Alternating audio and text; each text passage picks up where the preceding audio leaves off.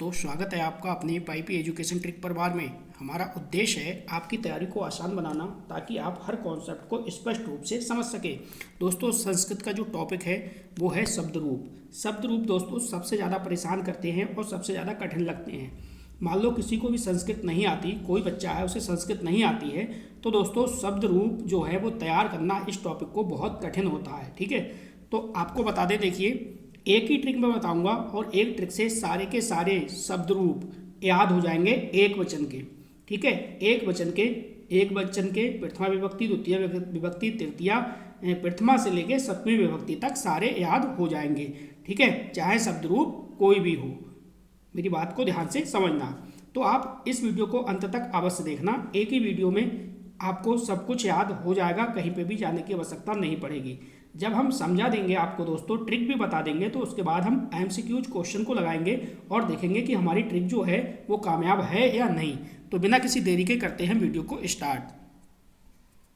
तो सबसे पहले देखिए, शब्द रूप को आपको ये थोड़ा सा नॉलेज होनी चाहिए। ठीक है, ये आना चाहिए कि ये तो पता होना चाहिए किस रूप में चलते हैं शब्द रूप। ठीक है, जैसे अगर मैं आपसे कहूँ, पहले तो आपको ये पता होना चाहिए कि पुल्लिंग क्या होता है और स्त्रीलिंग क्या होता है। ठीक है, इससे भी आपका क्वेश्चन बन जाएगा अगर आपको ये जानकारी है तो। जैसे सबसे पहले मैं आपसे कह रहा हूँ, देखिए अकारांत पुल्लिंग। तो देखो जैसे जो शब्द है आपका, जैसे राम है, इसमें राम बालक छात्र। ठीक है, इसे आप पहचानोगे कैसे कि ये अकारांत है?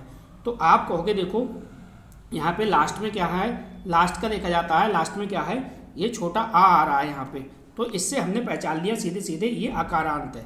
ठीक है, ये अकारांत है, चाहे वो राम हुआ, बालक, छात्र या शिक्षक या फिर देव या श्याम, किसी के भी पूछे ETC। ठीक है, इस प्रकार से जहाँ पे भी जितने भी अकारांत होंगे उनमें एक ही रूल लगेगा। ये बात आपको ध्यान रखनी है। रूल चलिए सभी में हम एक ही लगा देंगे, लेकिन आपको इतनी की नॉलेज होनी चाहिए, इतना पता होना चाहिए कि ये है क्या। अब देखो इकारांत में सब में देखो ये पहचान होगी कि लास्ट में छोटी ई की मात्रा होगी। ये देखिए छोटी ई की मात्रा होगी, तो इसी को हम बोलते हैं इकारांत। ठीक है, नेक्स्ट है उकारांत। तो उकारांत में देखिए ऊ की मात्रा होगी, ये ऊ की मात्रा होगी, तो ये क्या हो गया, उकारांत। इसी प्रकार से देखिए ये भी मात्रा, आप इस मात्रा से पहचान कर रहे हो और इससे भी ये पहचान हो रही है कि बड़ा आ है तो ये रमा है, ये आकारांत है। ठीक है, ईकारांत। तो देखो नदी है, बड़ी ई है, तो यहाँ पे भी क्या है, बड़ी ई है। ठीक है, ये ईकारांत है। अब इसी प्रकार से सारे आपको ये पहचान जो है पता चल गई। ये पहचान बहुत काम की है और बहुत काम आएगी। तो अब देखिए बिना किसी देरी के करते हैं ट्रिक को स्टार्ट। चैनल पे पहली बार आए हो तो चैनल को सब्सक्राइब अवश्य करिएगा। चलिए ट्रिक हमारी क्या है उसको देखते हैं, कैसे काम करेगी वो भी हम आपको बताएंगे। देखो यहाँ पे हम सिर्फ और सिर्फ आज बात करेंगे इस वीडियो में एक वचन की। ठीक है, हम आपको ट्रिक लेके आए हैं एक वचन की। एक वचन में चाहे वो प्रथमा विभक्ति पूछे, द्वितीय विभक्ति पूछे, तृतीया पूछे, चतुर्थी पूछे, षष्ठी पूछे, सप्तमी पूछे या फिर कोई और पूछे, संबोधन वगैरह कुछ भी पूछे, ठीक, सप्तमी विभक्ति तक हम आपको क्लियर करा देंगे। अब देखो इसकी ट्रिक क्या है, ट्रिक को समझो ध्यान से। एक वचन की बात हो रही है, दो वचन की बाद में लेके आऊँगा और बहुवचन की भी आपके लिए लेके आऊँगा। जैसे देखिए प्रथमा विभक्ति है, जैसे प्रथमा विभक्ति है तो प्रथमा विभक्ति में एक बात आपको ध्यान रखना है। ठीक है, कौन सी बात ध्यान रखोगे? जैसे ये देखो, ये आपको ध्यान रखना है कि इस अंत में क्या होगा, विसर्ग होगा। अंत में क्या लगा होगा, विसर्ग होगा। एक तो ये बात ध्यान रखनी है। ठीक है, सिर्फ और सिर्फ एक प्रथमा विभक्ति की बात कर रहा हूँ। अब कहोगे कि सभी में विसर्ग होगा, तो दोस्तों ऐसा नहीं है, सभी में विसर्ग नहीं होगा। ठीक है, कुछ अपवाद भी होंगे,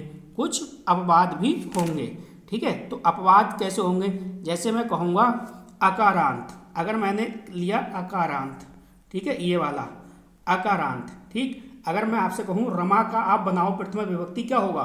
तो देखो रमा, तो देखो रमा में ये विसर्ग कहीं लगा, नहीं लगा ना। तो इस प्रकार से कुछ अपवाद भी होंगे और कुछ में ये काम करेगी, लेकिन जैसे ही ये ट्रिक सीख लोगे तो आपका काम जो है वो बहुत आसान हो जाएगा।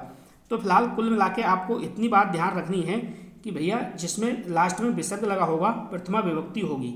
द्वितीय विभक्ति जिसमें लास्ट में देखिए माँ लगा होगा, माँ और माँ के नीचे हलंत लगा होगा वहाँ पे द्वितीय विभक्ति होगी। अगर हम तृतीय विभक्ति की बात करें तो तृतीय विभक्ति में या तो एक मात्रा लगी होगी इस प्रकार से, या फिर बड़ा आ का डंडा लगा होगा इस प्रकार से, या फिर छोटी ई की मात्रा लगी होगी इस प्रकार से। ठीक है, इस प्रकार से लास्ट की बात कर रहा हूँ तो वहाँ पे क्या होगा, तृतीय विभक्ति होगा। अगर मैं सप्तम विभक्ति की बात करूँ तो सप्तम विभक्ति में क्या है, या तो एक मात्रा होगी या फिर दो मात्रा होंगी, या फिर छोटी ई की मात्रा होगी, या याम होगा या फिर बाम होगा। ये शब्द जो होंगे तो ये सप्तमी विभक्ति की पहचान है, वहाँ पे 100% सप्तमी विभक्ति होगी। अब देखिए यहाँ पे ये शब्द लिखा है मैंने तस्य नेते, ये लिखा है मैंने तस्य नेते, इसको आप याद रखना है।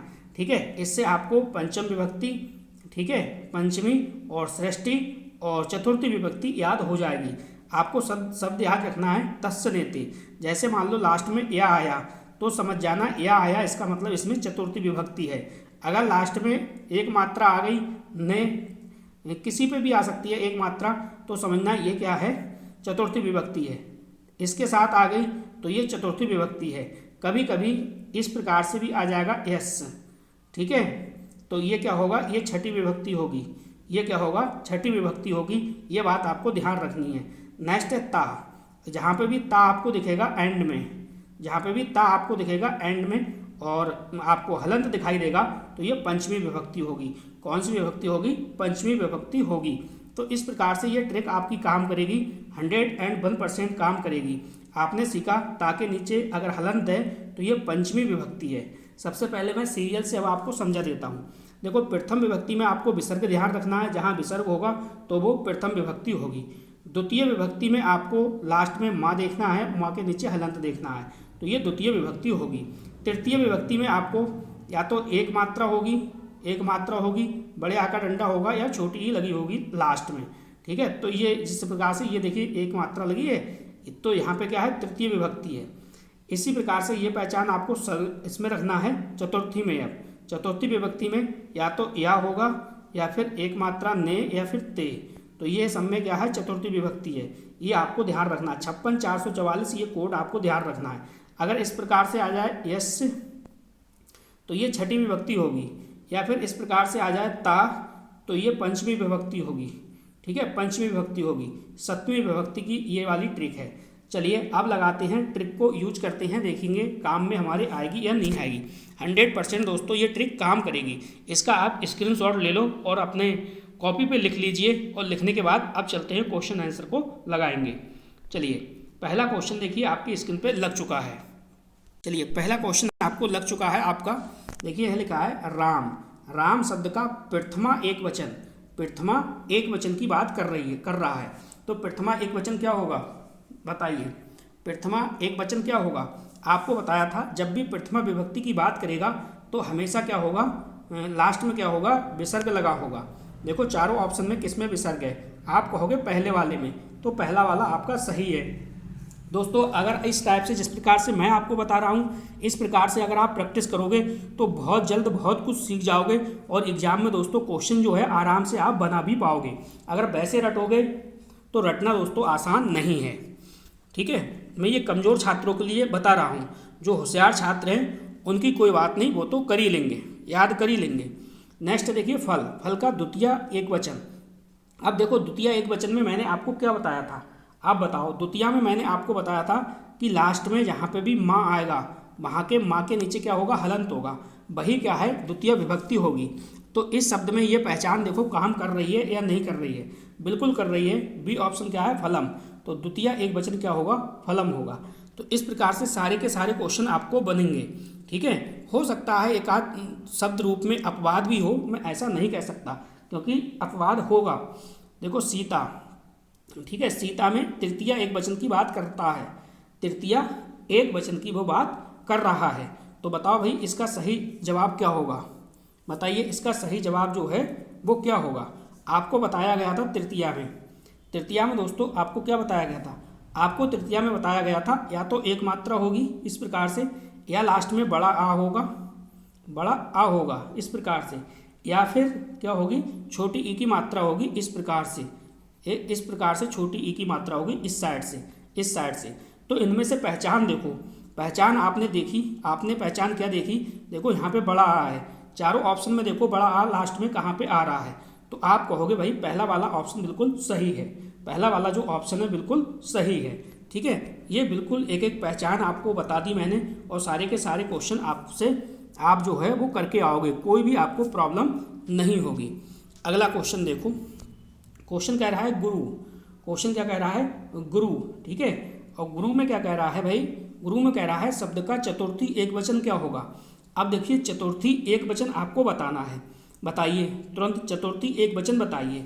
ठीक है, तो आपको चतुर्थी एक वचन में बताया गया था हमने तस्य नेते, हमने आपको ट्रिक बताई थी तस्य नेते। ठीक है, तस्य नेते हमने आपको बताया था कोड 56 444, ये कोड बताया था।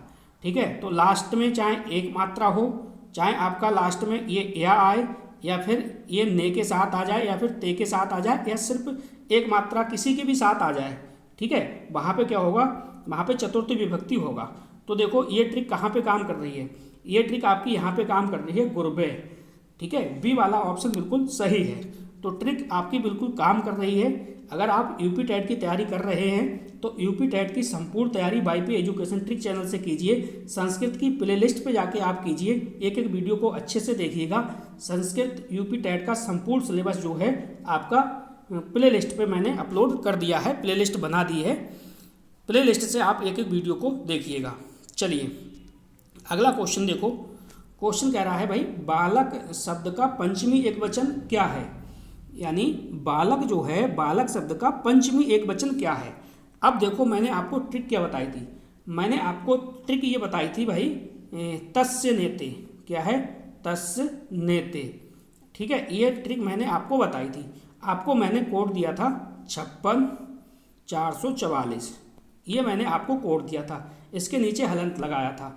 ठीक है, तस्य नेते। अब देखो पंचमी विभक्ति की वो बात कर रहा है, तो यहाँ पे पंचमी विभक्ति में ता के नीचे हलंत देखो किस ऑप्शन में है, आप कहोगे सर बी वाले में है, तो बिल्कुल सही है, ये आपका बिल्कुल सही जवाब है। ठीक है, अगला क्वेश्चन देखिए, अगला क्वेश्चन क्या कह रहा है, नदी शब्द का छठी एक वचन बताइए, सृष्टि एक वचन बताइए। तो इसमें देखिए मैंने कहा था किसी में आपको अपवाद भी देखने को मिलेगा, तो ये वाला आपको नदी का जो है वो आपको याद कर लेना है। ठीक है, तो इसका बी ऑप्शन होगा सही। अगला क्वेश्चन देखो, लगभग में ये ट्रिक आपकी काम करेगी और आपका एग्जाम हॉल में सही भी होगा। देखो पुस्तक का सप्तमी एक वचन क्या होगा, पुस्तक का सप्तमी एक वचन क्या होगा। अब बताइए यहाँ पे सही जवाब क्या होगा, मैंने आपको ट्रिक जो है वो बताई है। ठीक है, मैंने आपको बताई है ट्रिक, क्या बताई है, या तो ए पे एक मात्रा हो, या तो ए की मात्रा होगी, या फिर ए की मात्रा होगी इस प्रकार से, या फिर छोटी ई की मात्रा होगी, छोटी ई की मात्रा होगी इस प्रकार से, या तो छोटी की मात्रा इस प्रकार से होगी, या फिर याम होगा, या फिर याम होगा लास्ट में, या फिर बाम होगा लास्ट में, या फिर बाम होगा लास्ट में। इसमें से कुछ भी मिल जाए तो समझना वहाँ पे क्या होगा दोस्तों, सप्तमी विभक्ति होगी। अब यहाँ से पहचानो आप लास्ट में इनमें से क्या बन रहा है। देखो पुस्तकम, इसमें से कुछ मिल रहा है, नहीं बना। पुस्तकात, इसमें से कुछ मिला, नहीं मिला। पुस्तकस्य, इसमें से कुछ मिला, कुछ नहीं मिला। एक मात्रा मिल गई, इसका मतलब क्या है, बी ऑप्शन इसका बिल्कुल सही जवाब है। चलिए अगला क्वेश्चन देखो, अगला क्वेश्चन देखिए, क्वेश्चन को पहचानो। हरि शब्द है, हरि शब्द का प्रथमा एक वचन क्या होगा। तो हरि शब्द का प्रथमा एक वचन क्या होगा, आपसे कहा था कि भैया जब भी प्रथमा की बात आए, एक वचन की बात आए, तो वहाँ विसर्ग लगा देना, यानी ए ऑप्शन बिल्कुल सही जवाब है। अगला क्वेश्चन देखो, अगला क्वेश्चन है आपका, क्वेश्चन को पहचानो। क्वेश्चन कह रहा है आप ये बताओ माता शब्द का द्वितीय एक वचन क्या होगा। माता शब्द का द्वितीय एक वचन शब्द क्या होगा। अब देखो द्वितीय में हमने आपको ट्रिक बताई है कि भाई जो माँ है, माँ लास्ट में के आता है और ये हलंत के साथ लगा होगा, तो यहाँ पे क्या होगा। अब आप चारों ऑप्शन में पहचानो, देखो इसमें भी नहीं है, इसमें भी नहीं है और इसमें भी नहीं है, तो क्या है, बी ऑप्शन बिल्कुल सही है। देखिए ट्रिक आपकी फटाफट काम कर रही है, थोड़ी सी आपको प्रैक्टिस करनी है।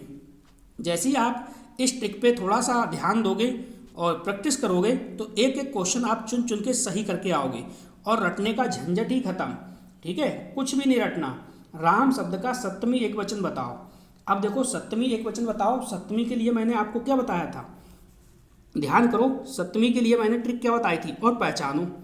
और पहचानो, देखो सप्तमी के लिए मैंने आपको बताया था या तो लास्ट में एक मात्रा होगी या फिर लास्ट में दो मात्रा होंगी, इस प्रकार से भी हो सकता है, या फिर छोटी ई की मात्रा होगी इधर से लगी होगी, इस प्रकार से हो सकता है, इस प्रकार से हो सकता है, या फिर आम होगा लास्ट में, या फिर बाम होगा लास्ट में। ये मैंने आपको बताया है। ठीक है, अब बताओ इसका सप्तमी एक वचन क्या होगा, ये मैं आपके ऊपर छोड़ रहा हूँ। कमेंट बॉक्स में प्यार से जवाब दीजिएगा दोस्तों, फिर मैं समझूंगा कि आपको ये ट्रिक काम की है या नहीं है, आपके काम आए, आपने सीखा, उसके लिए भी कमेंट कीजिए। हमने देखिए पूरी कोशिश की इस वीडियो के अंदर आपको समझाने की। ठीक है, एक वचन, शब्द रूप एक वचन चाहे किसी के भी हों, सभी में एक ही ट्रिक ये काम करेगी और आराम से पेपर में आप बना लोगे। प्रथम विभक्ति, द्वितीय विभक्ति, तृतीय विभक्ति, चतुर्थी, पंचमी, षष्ठी और सप्तमी, दोस्तों सारी की सारी विभक्ति यहाँ से क्लियर हो जाएंगी। तो कैसी लगी वीडियो कमेंट करके आप अवश्य बताइएगा। Thank you.